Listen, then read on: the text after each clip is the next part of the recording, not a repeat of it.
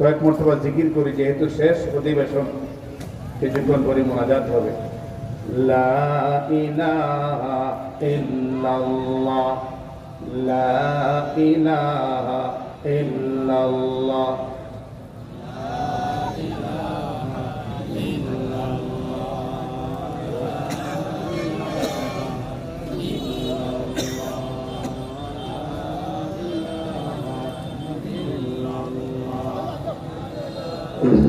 মহব্বতের সাথে সবাই জিকিরটা করি। লা ইলাহা ইল্লাল্লাহ,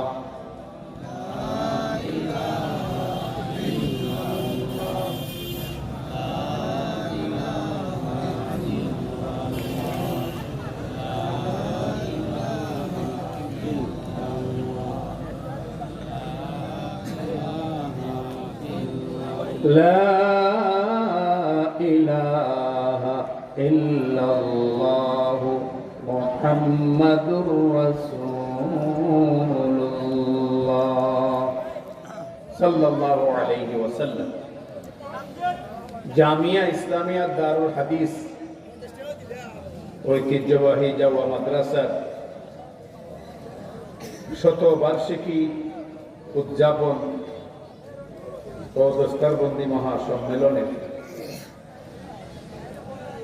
আজ প্রথম দিন মঞ্চে উপবিষ্ট মুহতারাম সদরে ইজলাস,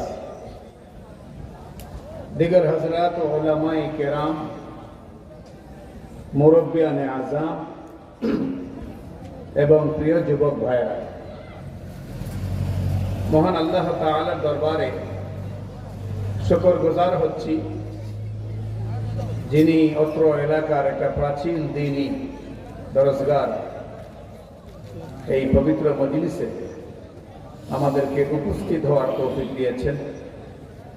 এজন্য সবাই খুশি মনে কালিমাতুশ শুকর উচ্চারণ করি, বলি আলহামদুলিল্লাহ। আমার অনুরোধ থাকবে, বাজারে যারা আছেন আপনারা আপনাদের তাফসীরের ঐতিহ্য ইতিহাস খুব ভালো করে বহু বছর যাবত উপলব্ধি করে আসছেন।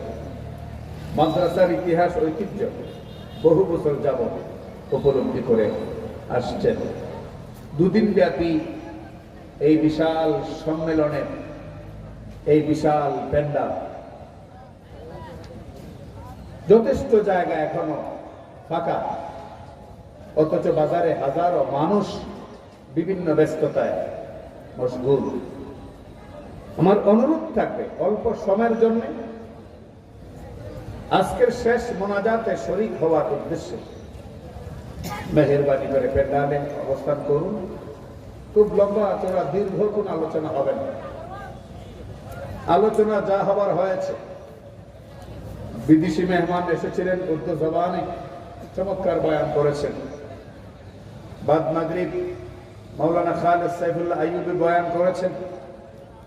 আমার আগেও উদীয়মান তরুণ আলেম দ্বীন, ফিকিরমন তরুণ আলেমদের অন্যতম হযরত মাওলানা লুৎফুর রহমান বরাইজি দামাত বারকাতুহুম আলোচনা করেছেন।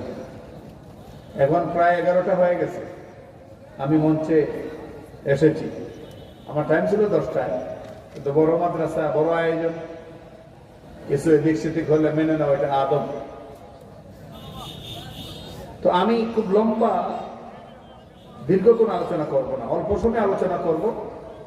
দাঁড়িয়ে থাকা আমার যুবকেরা মেহেরবানি করে বসে যাবে, কারণ এই সমস্ত অঞ্চলে আমার কণ্ঠ নতুন না, অনেক আগ থেকে,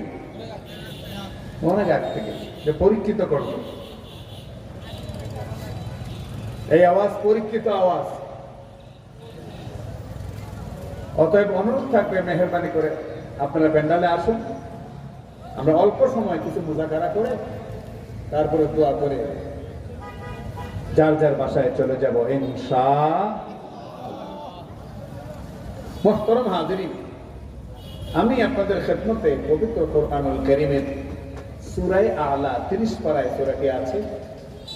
এই সূরার 14 থেকে 19 পর্যন্ত আয়াতে কারিমাগুলো আমি তেলাওয়াত করেছি। এই আয়াতগুলোর মধ্যে আল্লাহ সুবহানাহু ওয়া তাআলা আমাদের জন্য খুব চমৎকার এবং খুব উপকারী কিছু কথা বলছেন।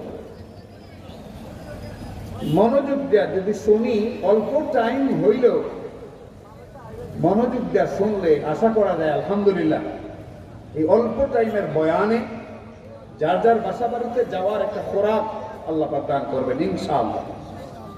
শেষ পর্যন্ত আপনারা বসবেন তো? খুব সংক্ষিপ্ত আলোচনা হবে।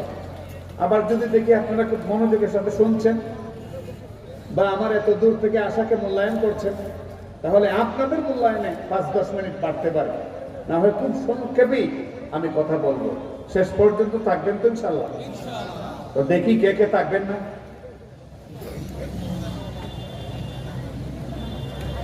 সবাই থাকবেন, বুঝেন নাই? পরীক্ষা করবার জন্য বলছি, একটু এদিক সেদিক। আল্লাহ সকলকে থাকার তৌফিক দান করুন। যে আয়াতে কারিমাগুলো তেলাওয়াত করেছি, আল্লাহ সুবহানাহু ওয়া তাআলা কি বলছেন খুব মনোযোগের সাথে আগে শুনি। আল্লাহ পাক বলছেন, قد أفلح من تزكى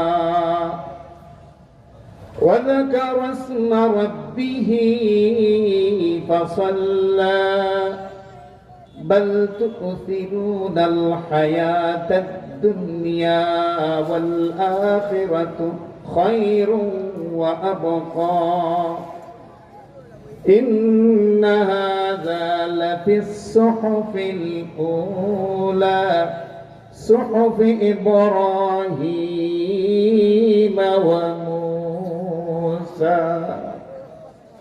প্রথম আয়াত, قد أفلح من تزكى। অবশ্যই সে ব্যক্তি অবশ্যই কামিয়াব হবে, সফলতা লাভ করবে, সাকসেস হবে যে ব্যক্তি পরিশুদ্ধ হয়। সুবহানাল্লাহ।